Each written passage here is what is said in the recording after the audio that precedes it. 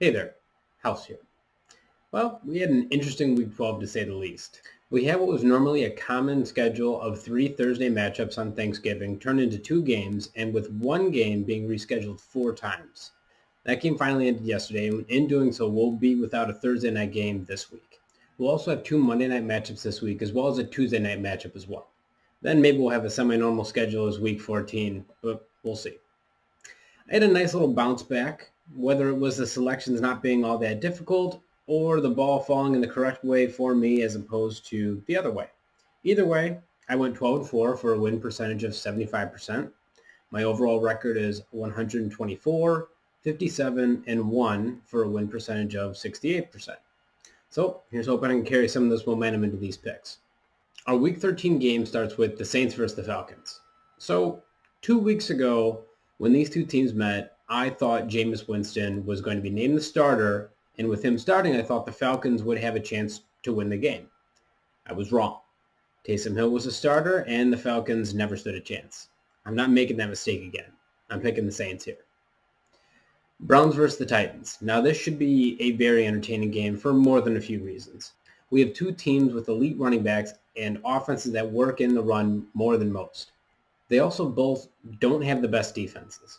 So at the end of the day, it comes down to who do you like more? Derrick Henry versus Nick Chubb and Kareem Hunt. Personally, I think Cleveland has the slightest advantage in this game, so I'm taking the Browns. Lions versus the Bears. Let's face it, both of these teams are not looking their best right now. The Lions have been inconsistent on offense and mostly bad on defense. The Bears have lost 5 straight and have turned the reins back to Mitch Trubisky in light of Nick Foles' recent injury. Neither team has a clear advantage in this game, and with that, I'm picking the Lions. Bengals versus the Dolphins. I'm taking the Dolphins here. Even Fitzmagic should be able to beat the Bengals and their backup quarterback in this matchup, assuming Tua misses another game. Jaguars versus the Vikings. Picking the Vikings here. Colts versus the Texans. I'm picking the Colts. The Texans just lost a huge weapon in Will Fuller, who was suspended for 6 games after being caught using performance-enhancing substances. He's a big part of that passing attack, and that will leave Watson carrying most of the load and looking for different options.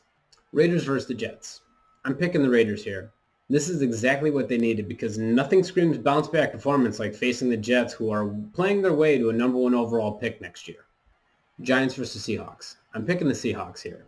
The Giants will be looking at Colt McCoy to lead their offense this week, with Daniel Jones expected to miss this week due to a hamstring injury that he suffered in their Week 12 win. This should be an easy win for the Seahawks. Next, we have the Rams versus the Cardinals. The Rams just lost to a 49ers team that received a boost in personnel, but still aren't their complete selves. The Cardinals have been playing up and down football over the past 4 weeks now. It's hard to decipher who to trust here. I'll stick with the Rams because they are much better defensively than the Cardinals, and if they're able to contain Murray like other teams have been able to do as of late, it should be an easier win for them. Patriots versus the Chargers. I'm picking the Patriots. Belichick showed last week that he still has the coaching prowess to win in what appears to be a no-win situation. He created a defensive scheme that eliminated Kyler Murray's effectiveness the entire game. I imagine he'll be doing more of the same this week against the Chargers. Eagles versus the Packers. I'm picking the Packers here. Broncos versus Chiefs. I'm taking the Chiefs. Even if the Broncos had an actual quarterback playing the position, it won't make much of a difference. Washington versus Steelers. I'm picking the Steelers. Bills versus 49ers. I'm picking the Bills here. The 49ers pulled off a surprise upset against the Rams last week. The Bills are a bit more talented than the Rams offensively, and I foresee that giving them the edge over this 49ers team that still is playing without a truly dependable quarterback. And on to our Tuesday night matchup, Cowboys versus the Ravens. This is a tough one.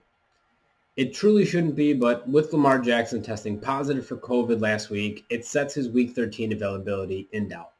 Assuming he has negative testings to come, he is eligible to be activated off of this list in this upcoming Monday or Tuesday. This game has already been moved to Tuesday, but even if he is activated, who's to say he'll be ready to play with 0 preparation? If the Ravens are forced to rely on RG3, who injured his hamstring in his last start, and Trace McSorley, they will not win this game against the Cowboys. Seeing as how I can't wait until Monday or Tuesday for them to announce Jackson's availability, I'm picking the Cowboys.